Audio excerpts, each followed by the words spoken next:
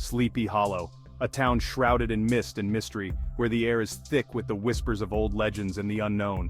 Ancient trees lined the lane, their gnarled branches reaching out like skeletal fingers, as if trying to ensnare any who dared to pass.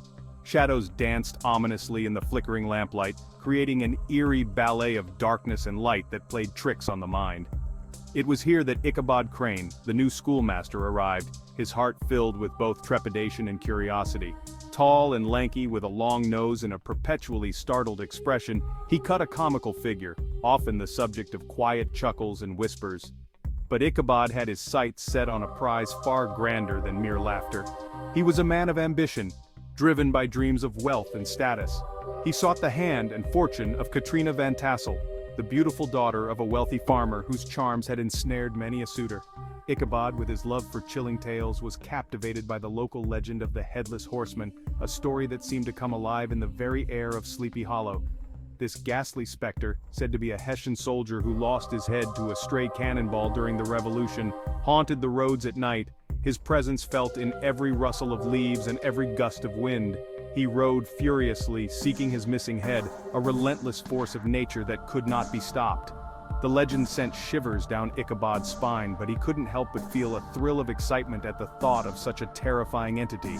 It was as if the very essence of Sleepy Hollow had seeped into his soul, filling him with a mix of dread and fascination. Katrina Van Tassel was the embodiment of Sleepy Hollow's charm. Rosy-cheeked and full of life, she was the only daughter of wealthy farmer Baltus Van Tassel.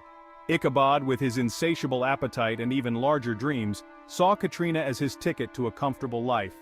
He courted her with awkward charm, regaling her with tales of his supposed bravery and knowledge.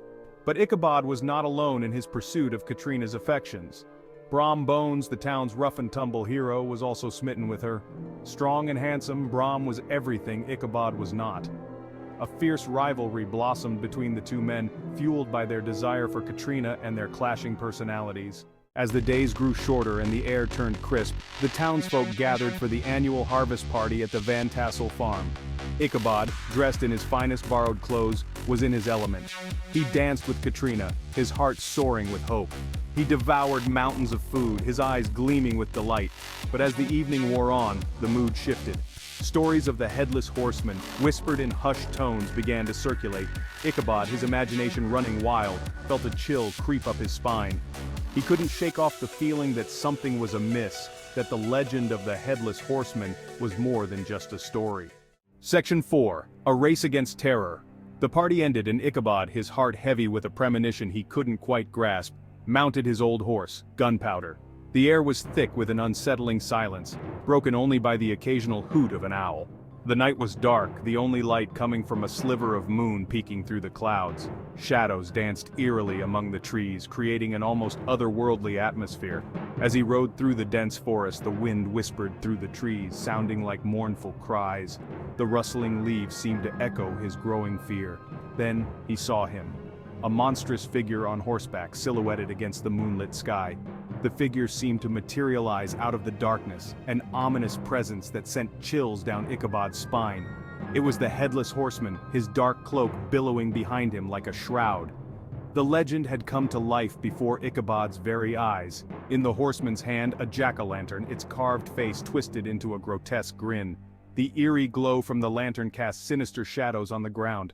Ichabod spurred Gunpowder on, his heart pounding in his chest. Panic surged through him as he urged his horse to go faster, the sound of hooves thundering in his ears. He raced through the night, desperate to escape the specter's pursuit. The forest seemed to close in around him, every shadow a potential threat, every sound a reminder of the terror that followed. Section 5. Vanished into the night. The chase reached its peak at the old covered bridge, a place steeped in legend and fear.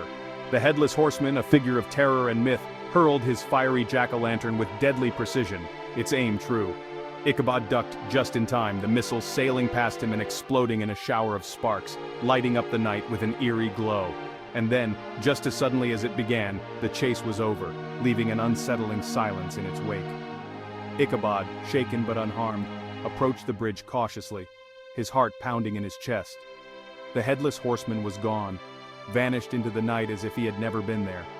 The next morning, Ichabod Crane was nowhere to be found, his fate a mystery to all. A search party found only his hat and a shattered pumpkin near the bridge, the only clues to his disappearance. The townsfolk whispered of the Headless Horseman's wrath, their faces etched with fear and uncertainty. Had the schoolmaster met his end at the hands of the ghostly rider, a victim of the legend's curse? Or had he, as some suspected, fled in terror, never to return, leaving behind only questions and fear? The truth, shrouded in the mist and mystery of Sleepy Hollow, remains a secret to this day, a chilling tale that haunts the village.